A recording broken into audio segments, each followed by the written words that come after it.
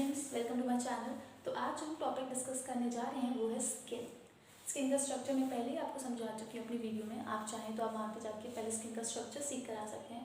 कुछ मैंने brief knowledge दे दी है, क्योंकि हमेशा आपको एक इन्वर्टेड पिरामिड की तरह पढ़ना चाहिए। मतलब कि पहले चीज़ों को आप डिटेल मतलब ऊपर से देख लीजिए, फिर बारीकी में जाइए। ऐसा नहीं कि पहले आपने एक टॉपिक को अच्छे से पढ़ने बैठ गए हैं कि आपका इंटरेस्ट ही खत्म हो जाए। पहले आप टॉपिक को ब्रीफ में देखिए, उसके बाद आप उसकी गहराइयों में जाइए।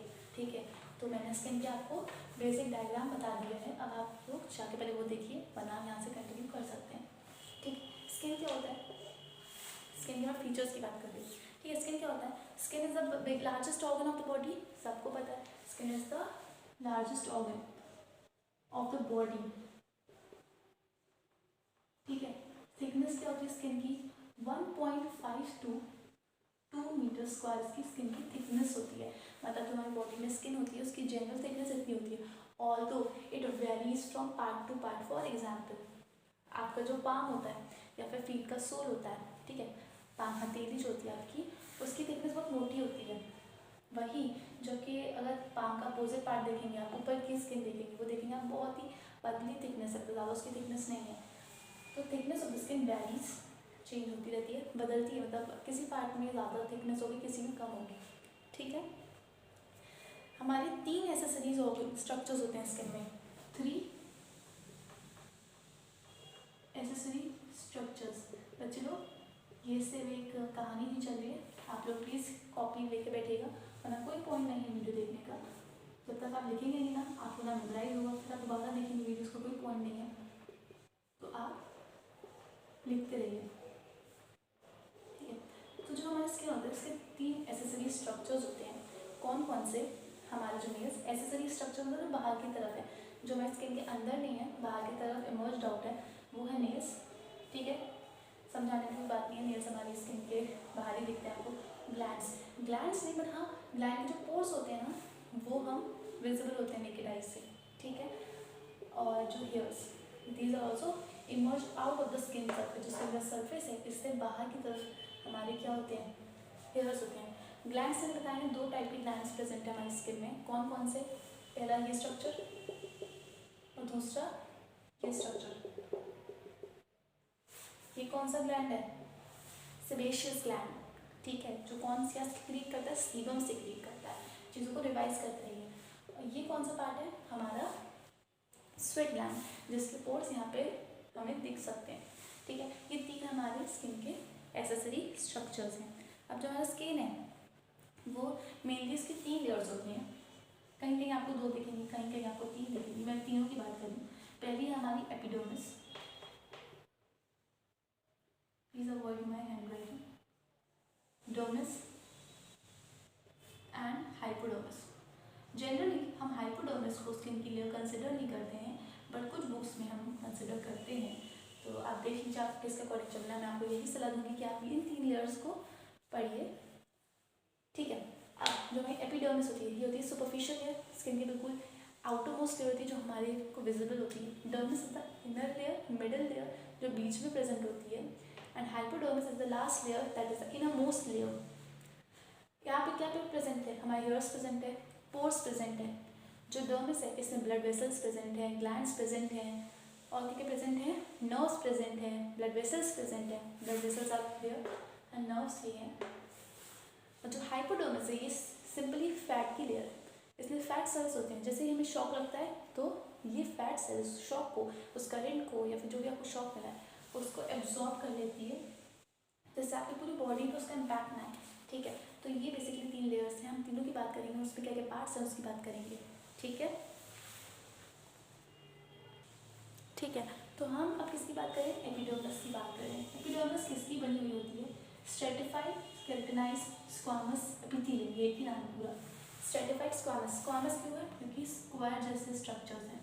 स्ट्रेटिफाइड मतलब एक प्रॉपर स्ट्रेट लाइन में प्रेजेंट है। केराटिनाइज में सेल्स प्रेजेंट होती हैं, केराटिनोसाइट्स। केराटिनोसाइट जो सेल्स होती हैं, डेड सेल्स होती हैं, बैरियर की तरह काम करती हैं। स्ट्रेटम कॉर्नियम जो मैंने बताई थी आपको पिछली बार लेयर, उसमें प्रेजेंट होती हैं। एपिथेलियम जो हमारी एपिथेलियल सेल्स होती हैं उसकी बात होती है। ठीक है, सुपरफिशियल लेयर होती है, मतलब बाहर की तरफ होती है। इट्स द सुपरफिशियल लेयर,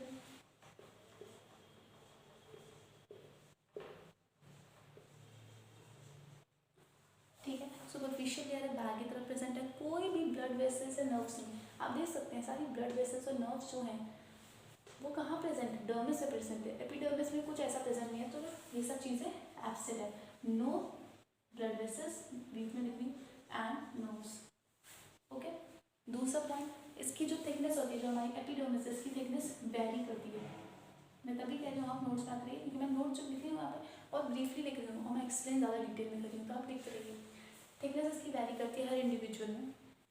दूसरी बात, ये सबसे मोस्ट लेयर होती है, इतना आपने समझ लिया है, इतना इनफ है इसके बारे में पढ़ने के लिए। एक और चीज़, जब आपकी चोट लगती है, आपने नोटिस किया होगा विद इन अ मंथ या समटाइम बहुत ही जल्दी, अगर छोटी मोटी माइनर चोट है, इंजरी है, तो बहुत जल्दी हमारी ये लेयर रीजनरेट होती है, तो इसमें रिप्लेसमेंट की कैपेसिटी है, रीजनरेट हो जाती है लेयर बहुत ईजीली।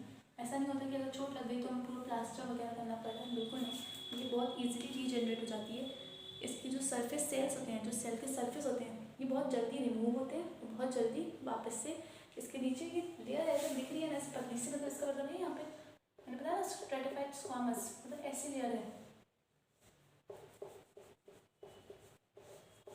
तो अगर ये लेयर आ गई तो कौन सी लेयर आ जाएगी, दूसरी वाली आ जाएगी, दूसरी आ गई तो कौन सी लेयर आ जाएगी, ये वाली आ जाएगी, और नीचे लेयर्स डेवलप होती रहेंगी, तो बहुत ही ईजिली रीजनरेट हो जाती है, रिप्लेसमेंट की इसमें कैपेसिटी है, ठीक है। इतना इनफ है इस लेयर के बारे में पढ़ने के लिए। मैंने आपको स्ट्रेटम कॉर्नियम के बारे में बताया था। स्ट्रेटम कॉर्नियम क्या होता है, जो स्किन की सबसे एपिडर्मिस होती है, इसके ऊपर जो पार्ट होता है इसको हम कहते हैं स्ट्रेटम कॉर्नियम। स्ट्रेटम कॉर्नियम जो सबसे प्राइमरी बैरियर है किसी भी ड्रग के लिए, कोई भी आपने मेडिसिन ली है, इस मेडिसिन को यहाँ पे लगाएंगे हम, पैचेस होते हैं, बैंडेजेस होते हैं, उनको उस पर लगाएंगे, तो जो स्ट्रेटम कॉर्नियम है ये एक बैरियर की तरह काम करेगा। अगर आपको स्ट्रेटम कॉर्नियम के बारे में नहीं पता है तो आप पहले वो वीडियोस देखिए, फिर यहाँ पे आइएगा। जो भी हेयर्स, सेबेशियस ग्लैंड और जो भी डक्ट्स होती हैं, ये कहाँ पे पहुँचती हैं, डर्मिस से एपिडर्मिस की तरफ पहुँचती हैं। ये सब मैं लिख नहीं रही हूँ, बहुत अगर आपको डायग्राम से जाता है तो उसमें कोई इशू नहीं है। अब बात करते हैं हम स्किन की दूसरी लेयर जो है हमारी डर्मिस। अब बात करते हैं डर्मिस की, जो कि हमारी सेकंड या फिर इनर या मिडिल लेयर है हमारी स्किन की। ये टफ होती है, बहुत हार्ड होती है और इलास्टिक होती है। ऐसा नहीं है कि मतलब बहुत स्ट्रॉन्ग होती है, टफ होती है प्लस इलास्टिक होती है।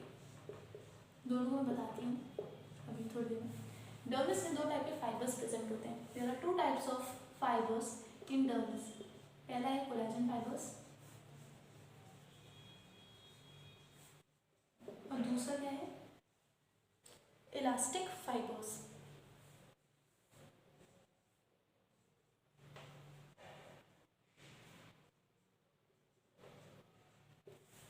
ठीक है, ये दो टाइप के फाइबर्स हमारी स्किन में प्रेजेंट होते हैं, मतलब डर्मिस की जो लेयर है उसमें प्रेजेंट होते हैं। इसके बारे में अभी मैं डिस्कस करती हूँ। पहले आपको एक दो जो इंपॉर्टेंट टॉपिक है वो बता देती हूँ। जब मैंने स्किन का स्ट्रक्चर बताया था आपको, तो मैंने ये बताया था कर्व लाइन बनानी है। इस कर्व लाइन करना काम से इतना नहीं होता कि एक कर्व फॉर्म करना। इस लाइन को हम कहते हैं डर्मल पैपिला। आपको पता है कि जो हमारी क्या कहते हैं फिंगरप्रिंट है वो हर इंडिविजुअल के डिफरेंट है। क्यों डिफरेंट है, क्योंकि उसकी जो डर्मल लेयर है उसमें जो कर्व्स है ये डिफरेंट है, जिसकी वजह से हमारा जो फिंगरप्रिंट होता है वो डिफरेंट होता है। इसका काम सिर्फ फिंगरप्रिंट का ही है, एक और काम है इसका। ये हमारी एपिडर्मिस है, ये हमारी डर्मिस है, इन दोनों को पकड़ के कौन रखता है, डर्मल पैपिला पकड़ के रखती है। तो ऐसा नहीं हो जाएगा कि हमारी एपिडर्मिस भाग गई और डर्मिस रह गई कहाँ पे, या डर्मिस रह गई और एपिडर्मिस इसकी नहीं हो रही है, ऐसा तो हो सकता है। तो डर्मल पैपिला क्या होता है, इन दोनों को पकड़ के एंकर करने का काम करता है। कौन करता है, dermal papilla. Curve like structure होता है, फिंगरप्रिंट के लिए यही रिस्पॉन्सिबल होता है, ठीक है। मैंने बताया आपको कोलेजन फाइबर्स के बारे में और इलास्टिक फाइबर्स के बारे में।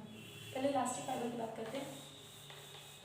जो भी प्रेग्नेंट वुमेन होती है उसकी स्किन में रप्चर होता है, स्किन उसकी रप्चर होती है, और रप्चर कैसे हो जाती है, इलास्टिक फाइबर्स के थ्रू। इलास्टिक फाइबर्स हमारी रप्चर, जब स्किन रप्चर होती है तो उसको स्ट्रेच करने के लिए, मतलब ऐसा ना हो कि वो स्किन फट ही जाए, वो जितना स्ट्रेच कर सकती है उतना स्ट्रेचिंग के लिए कौन रिस्पॉन्सिबल है, हमारे elastic fibres are responsible for that stretching, और ये इसका काम है, ठीक है। दूसरा हमारा कोलेजन फाइबर। कोलेजन फाइबर का क्या काम होता है, ये वाटर के साथ बाइंड करता है।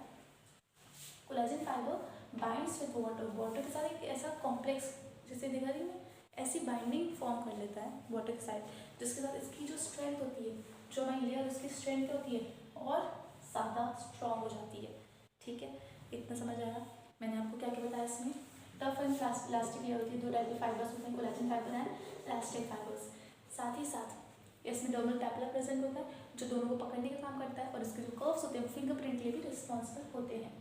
तीसरी बात, जितनी भी ब्लड वेसल्स हैं, नर्व्स हैं, हमारा हेयर फॉलिकल है, ये है पिलाई है, मसल्स हैं, इरेक्टर पिलाई मसल्स हैं, ये सब कहाँ प्रेजेंट होती है, हमारी डर्मस की लेयर में प्रेजेंट होती है, ठीक है। इतना समझ आया आपको। एक बार यहाँ तक का पढ़ने के बाद इसको रिवाइज कर लीजिए, जिससे चीज़ें दिमाग में बैठ जाएँ। मैंने आपको बताया क्या क्या स्ट्रक्चर्स होते हैं इस डर्मस में, तो जब आप लिखे ना तो आप मेंशन करिएगा following structures are present in the dermis. बताइए कौन कौन से स्ट्रक्चर्स हैं, मैं एक बार बता चुकी हूँ, फिर से रिपीट करती हूँ। ब्लड वेसल्स हैं, नर्व एंडिंग्स हैं, हेयर्स, इरेक्टर पिलाई मसल्स और सेबेशियस ग्लैंड। हेयर्स की जो हेयर फॉलिकल है, हेयर रूट है, वो कहाँ है, डर्मिस में है। नर्व एंडिंग्स हैं, स्वेट ग्लैंड्स हैं, उसकी डक्ट्स भी प्रेजेंट हैं, ठीक है। ये है हमारा डर्मिस ओवरऑल। इस वीडियो में हमने क्या क्या डिस्कस कर लिया है, एपिडर्मिस और डर्मिस डिस्कस कर लिया है। डर्मिस के जो पार्ट्स हैं, जैसे कि हमारे स्वेट ग्लैंड्स हैं, वेसल्स हैं, हमारे और भी जो पार्ट्स हैं, उसके बारे में हम नेक्स्ट वीडियो में डिस्कस करेंगे। आप इसे अच्छे से पढ़िए और all the very best, bye.